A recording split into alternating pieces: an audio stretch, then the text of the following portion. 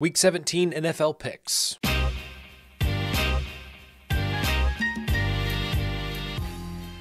Welcome back to the Green Means Go channel. It's your host, me, and we did it, guys.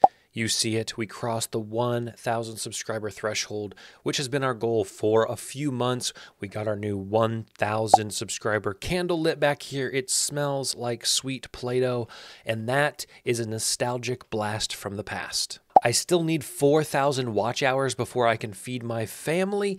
In other words, get paid with ad revenue. So if you continue to come back, watch the channel, watch the videos, like the content, comment, get involved in the community, I thank you very much because you are at least laying the foundation for putting food in my wife and daughter's mouth.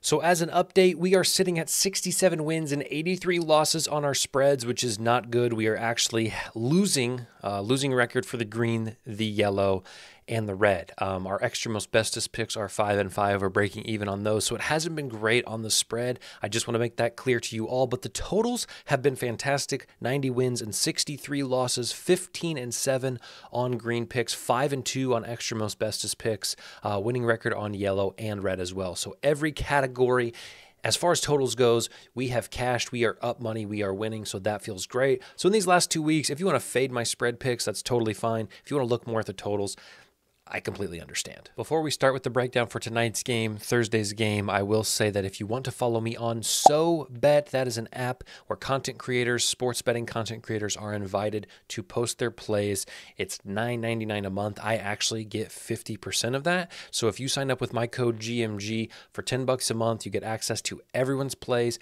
I get 50% of your sign up, $5 for every person who comes back every month. So it's a pretty good deal if you're interested in tailing different cappers, seeing a lot of people post about specifically sports betting.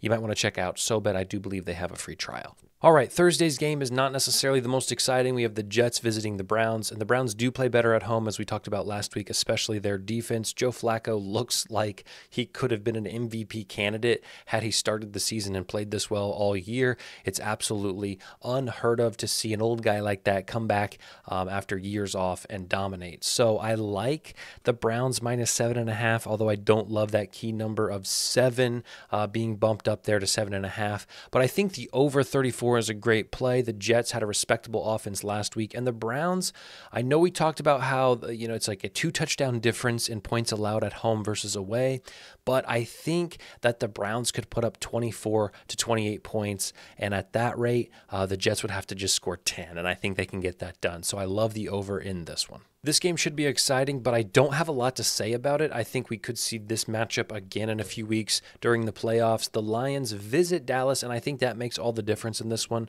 Detroit and Dallas are both teams that play really well at home, and so I give the advantage here to Dallas. Minus 6 is pretty large. That's why it's red. I don't love that. I would have preferred this at a 3.5 or a 4, but I do think they get back on the right track after their slim loss to Miami last week, and I do think the under 53.5 is a decent play. I think this Dallas defense could really put the brakes on Detroit's offense, and if they can hold them to 17 to 20 points, I do think we hit that under.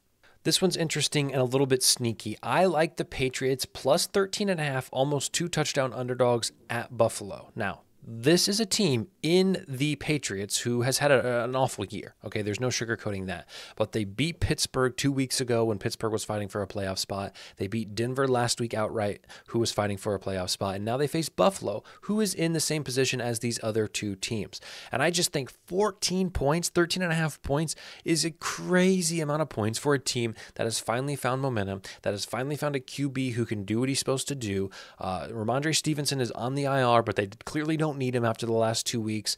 And I think the Bills come back from a tough game against the Chargers where they were 13-point favorites and they only won by 2 or 3. So I do think the Bills win this game, but I don't think it's by 2 touchdowns. So give me the Patriots plus 13.5 and the over 40.5. Falcons visit the Bears, and while I don't love this game, I do think Taylor Heinicke is the answer for the Falcons, and it's a shame that they found him so late.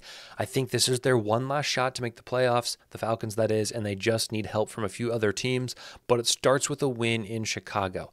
I have them at +3. I think the Falcons have a decent shot to win this game outright because the Bears don't have a dog in the fight, although they have looked good in recent weeks. But they're going to be less motivated, I have to think, than the Falcons in this one. So Falcons are off a big win against the Colts last week, and now they face the Bears with life. The Falcons, that is, with life. So give me the Falcons +3 and the under 38, but I don't love that pick. This is a game I'm excited to actually watch as a fan of neither of these teams, but just a fan of the game.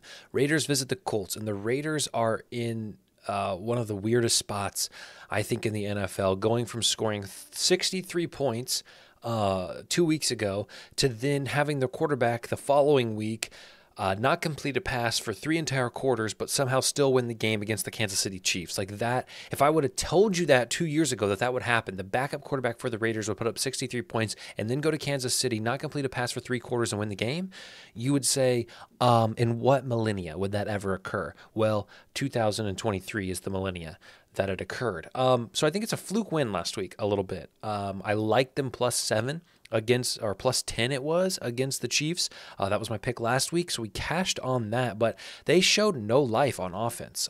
Their defense played amazing, scored 2 touchdowns, and won them the game. So I think we see kind of a regression to the mean here for the Raiders. Colts need to win this game to make the playoffs, and they do play better at home. They're off a loss, so this is definitely a must-win, and I think they are able to get it done against the Raiders. So I like the Colts -3.5 here. I don't love that, again, that hook on that key number of 3, and I do like the over 43.5, but both of these are low confidence plays. I know last time LA went across the country, I gave a warning signal to everyone and said, watch out, and then they took the Ravens to overtime and scored 30 points. So I was wrong, and I'm willing to be wrong again. This is an East Coast early game for the Rams. So temper your expectations there. I don't know if the Giants are going to start DeVito or Tyrod Taylor. They have nothing to play for, but they are playing well, and they do have this weird momentum in some of these games. They were pushing the Eagles to almost overtime on Christmas Day. So I just am not counting out the Giants in this one. They can spoil the playoffs for the Rams here potentially, and I think they'll be motivated to do that. So I like Giants +5.5. Again, if you want to wait, I could see this maybe getting to 6 or 7, and that would obviously be a better number. So maybe wait on it if you want to take it, but it is low confidence, and the under 44.5. I think defenses show up in this one, and we got a slow game. Not excited about this one. 2 birds face off, and the Eagles just aren't doing what they need to do. But their weakness is through the air, and Arizona does not pass the ball. Or they don't pass the ball well. So I think that the Eagles do have an advantage in this one in more ways than they had in previous weeks. So -10.5 is what I'd take. I don't love that big total, especially in the NFL. I preach that every week, that as the totals get higher, these are professional teams. I always side with the big numbers, and I guess the over 48, Arizona's going to have to throw, and maybe they find success and get 20, 25 points. This is one I'm skeptical about just because it feels so obvious. Again, I've talked about this before. Before I look at lines, I look at the matchup and I make the line in my head. And I had Tampa Bay at home, one of the hotter teams in the NFC, against a division rival. I had them at 4.5, 5.5 points. So to see 2.5, a number under 3, I loved it. So that is why it is my high confidence, extra most bestest spread pick of the week. The Buccaneers -2.5 against the Saints, and it simply comes down to the Buccaneers are hot, the Saints are not. And I hate that that's my rationale, my script, my matchup, but that's what it is. I also think the under is a good play. I see this being like a 17-10, low-scoring battle where the Buccaneers do come out on top. Not one I'm excited to watch, but one where you may potentially get some value. I don't know. I think San Francisco needs a get-right game. After last week against Baltimore, they play a team that's going to be in the playoffs, and they kind of produce a dud. So this is a game where they should be able to put up 30 points, and I think will need to put up 30 points, as this is probably their last quote-unquote dress rehearsal for the playoffs. I can see a position where next week against the Rams, San Francisco sits some of their starters, or they only play a half, or what have you. So I think this is kind of their last game to really make a statement before the games start to matter again. As for Washington, I don't know what's going to happen. I don't know. Jacoby Brissett came in at the end of the game and led a little bit of a comeback, so I don't know if they'll go with him or if they'll go back to Sam Howell. They found a major backdoor cover last week, and I just see that is, as a possibility again. So I like this as a high-scoring game, like a 30-20 game. Both of those would cash in a 30-20 game. So this one's a little funky to me, but I do think points are scored.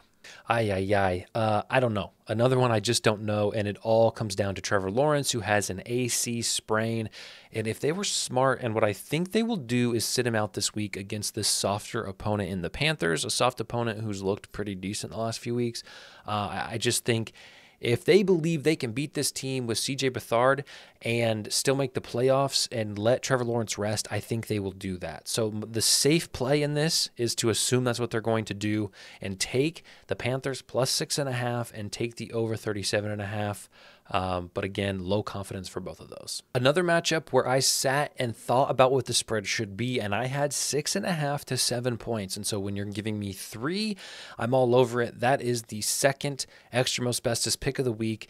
Baltimore Ravens -3. I also like the over 46. I just don't believe the Miami Dolphins can play against a Super Bowl contending team on the road, a team with a high-powered offense and a really, really stout defense, as we saw last weekend in Santa Clara. The only thing is it's been a rough week, probably for the Ravens, traveling during a holiday season across the country one day, turning back, coming back the next, and like that could get in the way of things. But if they can travel to San Francisco and contain San Francisco's weapons, I think they can solve the Tyreek Hill riddle, and I think they will do just that. So the Ravens -3, I think, is fantastic value right now. I'm probably missing something, but I'm all over that. And again, I think this is a high-scoring-ish game, and we get like a 28-20 final score. So give me the over. Divisional matchup, and one where the Texans still have a chance to make the playoffs. And I hate this matchup because I'm going to say Texans when I mean Titans and Titans when I mean Texans, and I'm going to get it all mixed up. So just bear with me here. I like the Texans -4.5, but it's low confidence. I like the over 43, but it's low confidence. I think Stroud will come back for this game. It's a must win. Too many questions. Divisional game. Tannehill looked rusty last week, but I think they can at least score 20 in this one. So like a 20-27 game. Could cash both of these picks, and I think that's about what we get in this one. So again, low confidence. A game that at the beginning of the season, schedule makers were probably really excited for, and now it's completely worthless. The Chargers and the Broncos are now on their backup quarterback. Jarrett Stidham is going to start for Russell Wilson. I think I'm going to make a YouTube short or a TikTok about why they're doing that after I make this video. But the Broncos are still in a playoff spot, although their chances to make it are like sub 10%. So it's very unlikely, but they do have more to play for, and I think we've seen backup quarterbacks come in this year and prove a point. They're still playing for their jobs. So I think we see Jarrett Stidham walk in and get it done. So I like Broncos -3.5, and this over 37 just feels too low. Remember, this is a team in the Chargers that allowed 60-some points and then turned around and allowed about 30 points. And I think the Broncos could put up 24-28 on their own. And again, if the Chargers put up 10, which I think they can, we cash the over. So, yeah. This might be the sneakiest play of the season, and it is the Bengals +7. When you watch that Kansas City game, I don't think there's any reason to believe that those Chiefs should be favored by 7 against most teams in the NFL, especially not a team fighting for a playoff spot and a team that has looked respectable for a majority of the last month. Now, they did lose to Pittsburgh last week, and it was a horrible loss. They looked awful, but I think their extra time off, the time to sit down and actually watch the Chiefs play that game, get some pointers, get some tips, figure out how to break this team. I think it's a great thing for the Bengals. So I like them with a touchdown against the Chiefs. I don't know what the Chiefs' identity is, and it went from offense to defense. I mean, there was a time where the defense was just dominating games and keeping them in it and kind of giving Patrick Mahomes an excuse to play poorly. And people are, I know, it's not Patrick's fault. His receivers are dropping passes. It's not Patrick's fault. The offensive coordinators knew. It's not Patrick's fault. Taylor Swift is in the box, right? It's never Patrick Mahomes' fault. Although I watched that game last week, and there were some throws that he didn't make. There were some plays he didn't make. And I think it's time we start saying maybe, you know what? That's for a different video that I've already made. Anyway, +7 for the Bengals I think is a good spot. And I do think the under is the play here, although that is low confidence. This is your Sunday night game. We have no games on Monday night. I forgot the Seahawks game, so I'll cover that in a second, but just know the Seahawks game is Sunday at 4. This is Sunday at 8. Packers visit the Vikings. And I like Vikings -2.5, and I like the under. I think the Packers have had a fairly easy schedule the last few weeks, and it's kind of inflating their value a little bit. I do think this is a must-win for them, but I think their offense struggles in this one after putting up 30-some points against the Panthers last week. But the Vikings are a much tougher team defensively and at home. Also a must-win for the Vikings. I think the defense leads them to a victory, a 4 to a 6-point victory at that.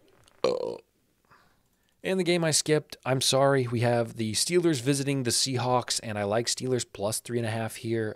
This is a key number bet, and I think the biggest storyline in this is that Mason Rudolph, the third-string quarterback, has a chance to play for his career. I mean, his performance in this game, after last week's game against the Bengals, his performance in this game against Seattle could be the difference of him being signed as a high-quality second-string QB for an NFL team or never playing another down again. I know that sounds extreme, but that's the kind of thing that matters late in these weeks. I mean, we saw Ryan Fitzpatrick do it for years, prove that he can come in and be this journeyman quarterback. And I think Mason Rudolph is going to play his heart out against a mediocre secondary, fighting for still a playoff spot. So I love the Steelers +3.5 in this one.